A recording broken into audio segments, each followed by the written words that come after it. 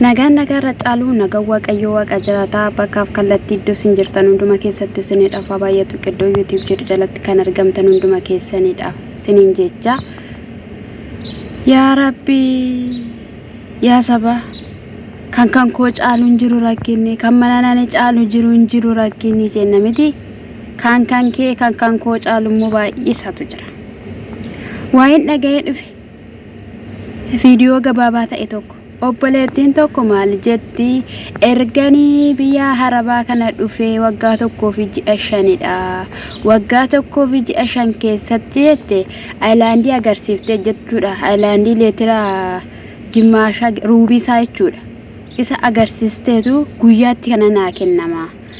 abbaa manaanii dubartii sana yookiin immoo arabni yeroo baay'ee na daffaruudhaaf yaalii ni godha yaalee yeroo inni godhutti yeroo hojii deemtu ishiin balbala manatti nagalchiteet madreshitti nagalchiteet natti qolloftee deemti ennaa dhufte dhaqanii na jalaa bantu akkamitti mana fincaanii fayyadamuu dandeessaree gaafa jedhanii gaafatanii jalqaba otoo gara hojii hin deemin dura akkasitti saati 9 jechuudha akka biyya keenyatti saati 3 gubbaatti ani deemuudhaaf shintibeetii fayyadaminaan jetti achi booddee shintibeetii nan fayyadama saatii misaatti immoo hennaa dhufte immoo hette saatii misaatti hennaa dhufte saatii 7 kan Itoophiyaatti akkasitti saatii 1 jechuudha yeroo sana na jalaa banteen yeroo sana shintibeetii fayyadama በጌታ በኢየሱስ ክርስቶስ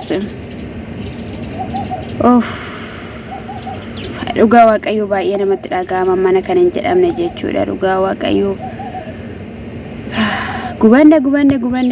gubanne yaa waaqayyo ati nu qabbaneessi malee waan jennu qabnu dhugaa dubbachuudhaaf taanaan jechuudha midhaan jette al tokko nyaadha jette midhaanii al tokko nyaadha saati 9 gubbaatti isaa keessaan iyyuu bufa lamatu jira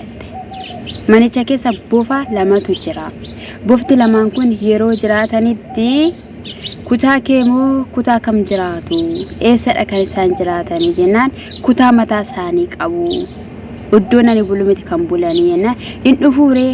gara kutaa keetii jennaan kushiinaadha kan inni isaan dhufanii maqaa Yesuus Kiristoositiin kan ifatame haa ta'u abboo in dhufa garuu dhufee kushiinaa seenee bishaan dhugeetu deebi'a ijoo ajaja seexanaa hojii seexanaa ilaalame na tuqee garuu hin beeku jette na tuqee hin beeku haalattiin si tuquu qaba obboleettii koo haalattiin si tuquu qaba garuu waaqayyotu si faana jira malee innis maaliif akka namaatti kushiinaa seenee dhugeera deebi'ee kutaa isaatti galeera kutaa mataa isaa qaba taanaan jalqaba irratti iyyuu mana sana keessa jiraachuun isaa ajajaaf jechuudha dhugaa Yesuus Kiristoos baay'ee nama gaddisiisa jechuudha baay'ee nama mana kana jedhame nama gaddisiisa eriyaa tokko turte har'allee biyya lafaa kanarraa boqottee jirti namoonni baay'een keessaan beekuu dandeessu jechuudha na Feenet Amboo kan jedhamaa turte Kumalee Qalbeessaa kan jedhamtu mucayyoo Amboo kan yeroo darbee boqottee ji'a 6 akkasin ta'a waaqayyo jannatatti ishee yaadatuna biyya jalqaba turte biyya Beerut keessatti jechuudhaan hiriyaa shuwaan ta'eefi aylaandii keessatti buufa aylaandii keessatti aylaandii bishaan keessaa dhugame keessatti bishaan naqaniitu buufti aylaandii keessatti akka nama farsoo sargii yookiin immoo waan naqee kaa'uutti bishaan jalatti naqanii keessa aylaandii immoo buufatu jira jechuudha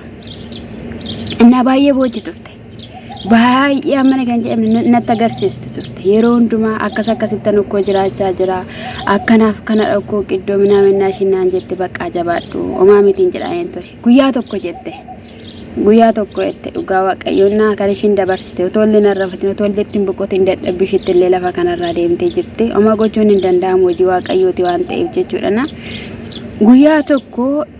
bishaan akka bishaanii ishii xixiqqooni aylaandii keessattidha kan ishiin jiraattu inni guddaan immoo bishaan akka waanyaa keessatti jira jette achi guyyaa tokko maal godheette bufti suni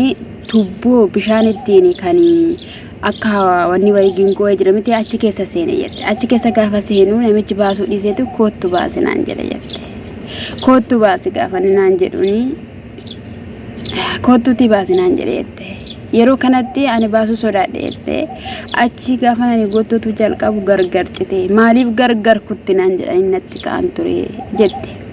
innaa otoo nuti akkamatti achi keessaa baati akkamatti achi keessaa baatu otoo jennu osoo nagaan qabaatiin otoo achis dhukkubsattu achi baate achi erga baatee jettee immoo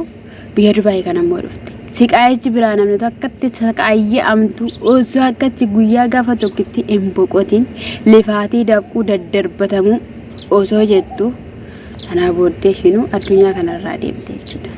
Ijoollee keenya baay'eetu jechuudha saaqaqamaa ijoollee keenya baay'eetu rakkachaa ijoollee keenya baay'eetu beelaa ijoollee keenya baay'ee bineensa faana jiraata. Tamasgeen jechuu qabna dhugaa warri mana nagaa jedhu tamasgeen si haa galatu jechuu qabna galata kee jechuu qabna baay'ee natti dhagahame dhugaa dubbachuudhaaf indee ishiin ati manaan jechuudha akka abbaa manaan dafaruudhaaf qophii godhu ni beetti jechuudha maalidha mee hafuura wayiiti malee jechuudha hafuura wayiitu jira jechuudha beettee otoo haalli ishii beekuu mana sanatti qollofteetti cuftee deemuu ishii dhugaa dubbachuudhaaf ani beeku waan dubbannu sin qabnu waan jennu sin qabnu waa'ee biyya dubbanne biyya kattiin kan zarii wanyaate waan ta'e tokkummaan hin jiru jaalalli hin jiru bakka kanarraatiin kan seddat biyya sigdati keessatti beelaa funyaadhaanii dhiissu ijaadhaanii balleessu mataa raaduu akka barbaadan na maalmaafu waaqayyo gaariidha jabaadha.